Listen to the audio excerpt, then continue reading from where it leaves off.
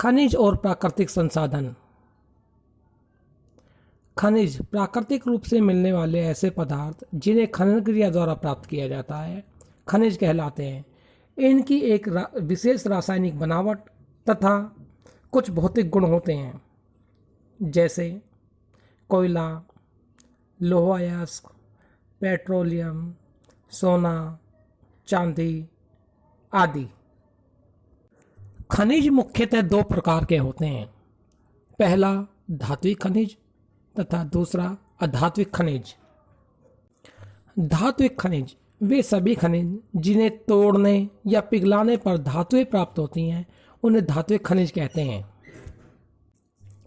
जैसे nickel, manganese, तांबा, tin, tungsten, aluminium, सोना, चांदी, प्लेटिनियम आदि। धात्विक खनिज मुख्यतः प्राचीन कायांतरित और आग्नेय चट्टानों से प्राप्त होते हैं।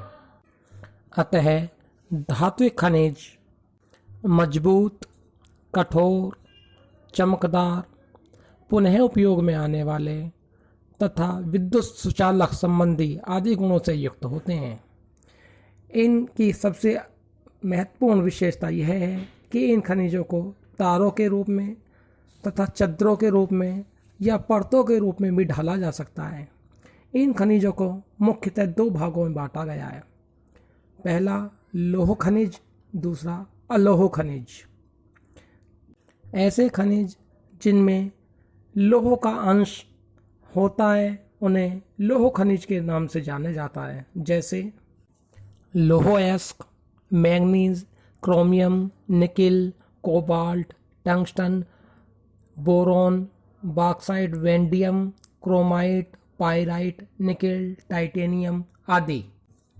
यह खनिज प्राय काले या सलेटी रंग के होते हैं। इन खनिजों में चुंबकीय शक्ति होती है तथा ये आसानी से प्राप्त किए जा सकते हैं। अलोह धात्विक खनिज ऐसे धात्विक खनिज जिनमें लोह का अंश बहुत कम या बिल्कुल नहीं होता उन्हें अलोह धात्विक खनिज कहते हैं। इनमें जंग नहीं लगता, इनमें चुंबकीय गुण भी नहीं होते तथा इनमें कठोरता भी कम पाई जाती है। ये कई रंगों में होते हैं। यह विद्युत के अच्छे चालक माने जाते हैं। इनमें प्रमुखतः सीसा, जस्ता, तांबा, magnesium, lead, bauxite, zinc, aluminium, copper, tin आदि हैं। अधात्विक खनिज वे खनिज जिनमें धातु का अंश नहीं होता तथा जिन्हें तोड़ने या पिघलाने पर कोई धातु प्राप्त नहीं होती उन्हें अधात्विक खनिज कहते हैं, जैसे कोयला, पेट्रोलियम, अभ्रक, हीरा, नमक, चूना पत्थर, जिप्सम, संगमरमर, बलुआ पत्थर, ग्रेनाइट, यूरेनियम, फेल्ड्स्पर, मुल्तानी मिट्टी आदि। अधात्विक खनिजों को भी मुख्यतः दो भागों में वर्गीकृत किया जा सकता है। पहला कार्बनिक तथा दूसरा अकार्बनिक। कार्बनिक धात्विक खनिज ऐसे खनिजों को कहते हैं जिसमें जीवाश्म का अंश होता है, जैसे कोयला, पेट्रोलियम। जबकि अकार्बनिक खनिज ऐसे खनिजों को कहा जाता है जिसमें जीवाश्म का अंश नहीं होता, जैसे अभ्रक, ग्रेफाइट आदि। इस प्रकार कह सकते हैं कि अधात्विक खनिज ऐसे खनिज होते हैं जिनमें कोई अपनी चमक नहीं होती। ये अवसादी चट्टानों से प्राप्त होते हैं। ये जल्दी नष्ट होने वाले होते हैं। इन्हें पीटने पर ये चूर चूर होकर नष्ट हो जाते हैं। एक बार उपयोग में लाने के बाद इन्हें पुनः उपयोग में नहीं लाया जा सकता है। इन्हें तारों या चद्दरों के रूप में नहीं ढाला जा सकता। दूसरे शब्दों में ये भी कह सकते हैं कि इन्हें अन्य किसी रूप में परिवर्तित नहीं किया जा सकता। देश में खनिजों का वितरण बहुत ही असमान ढंग से मिलता है, किंतु फिर भी कुछ ऐसे हिस्से हैं जहां खनिजों की प्रमुखता देखने को मिलती है। अतः कह सकते हैं कि भारत में खनिज मुख्यतः तीन विस्तृत पट्टियों में मिलते हैं। पहला उत्तर पूर्वी पठारी प्रदेश। उत्तर पूर्वी पठारी प्रदेश के अंतर्गत छोटा नागपुर पठार यानी झारखंड, उड़ीसा, पश्चिम बंगाल, छत्तीसगढ़ आदि के हिस्से आते हैं। यहाँ विभिन्न प्रकार के खनिज देखने को मिलते हैं या पाए जाते हैं, जैसे लौह अयस्क, कोयला, मैग्नीज, बॉक्साइट तथा अभ्रक। दूसरी प्रमुख पट्टी में उत्तर पश्चिमी प्रदेश शामिल है।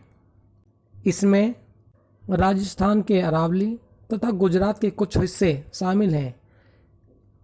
यहाँ पाए जाने वाले प्रमुख खनिजों में तांबा, जिंक, बलुआ पत्थर, ग्रेनाइट, संगमरमर, जिप्सम तथा मुल्तानी मिट्टी के निक्षेप पाए जाते हैं। इसके अलावा यहाँ डोलोमाइट तथा चूना पत्थर सीमेंट उद्योग के लिए बड़ी मात्रा में कच्चा माल उपलब्ध कराते हैं। गुजरात अपने पेट्रोलियम निक्षेप के लिए विशेषतः जाना जाता है। इसके अलावा नमक गुजरात और राजस्थान दोनों ही प्रदेशों में प्रमुख मात्रा में पाया जाता है। तीसरी प्रमुख पट्टी का नाम दक्षिणी पश्चिमी पठारी प्रदेश है। दक्षिणी पश्चिमी पठारी प्रदेश के अंतर्गत कर्नाटक, गोवा तथा संलग्न तमिलनाडु, उच्च भूमि और केरल शामिल है। यह पट्टी लौह धातु तथा बॉक्साइट में समृद्ध है। यहाँ पर उच्च कोटि का लौह अयस्क, मैग्नीज, चूना पत्थर भी पाया जाता है। इसके अलावा तमिलनाडु में निवेली लिग्नाइट को छोड़कर पूरे इलाकों में कोयला कम ही मिलता है।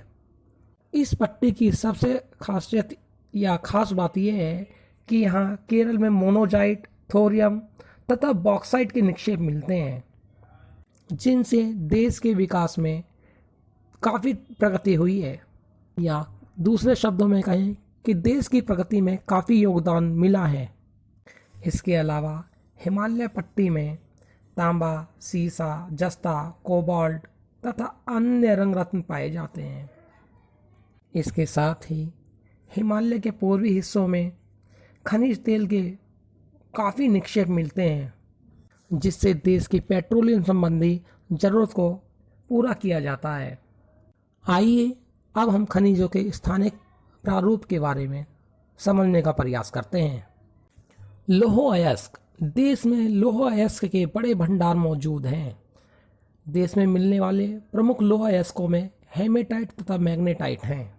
लौह अयस्क की प्रमुख खानें या खादानें, जो भी आप कहना चाहें, देश के उत्तर पूर्वी पठारी प्रदेश तथा कोयला क्षेत्रों के निकट स्थित हैं।